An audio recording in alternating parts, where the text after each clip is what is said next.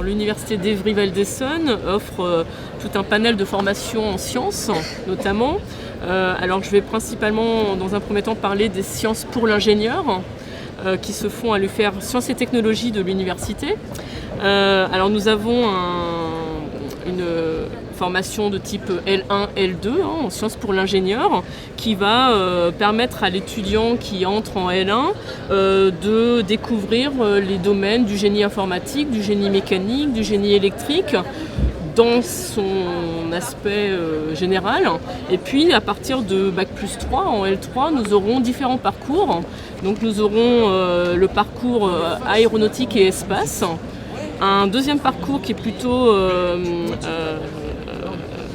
automatique et génie électrique, un troisième parcours qui va être plus spécialisé en génie informatique, un quatrième qui sera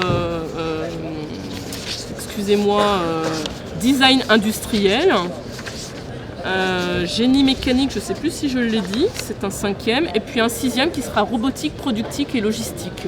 Donc au travers de ces 6 parcours, l'étudiant peut découvrir en fait un large panel au niveau des sciences et technologies.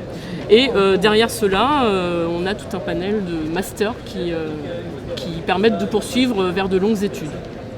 On est une petite université qui est composée d'environ 10 000 étudiants et qui recrute sur le bassin essonnien. Alors pas seulement, on a quand même aussi un bon pourcentage de notre population étudiante qui vient de l'extérieur et de l'étranger notamment. Et cela nous permet de pouvoir accueillir un panel très mixte d'étudiants au niveau des domaines, au niveau du côté social, voilà. Du coup, on essaie de faire des efforts pour pouvoir intégrer toute notre population étudiante et d'y associer tous les moyens dont nous avons besoin pour lutter contre l'échec de façon générale.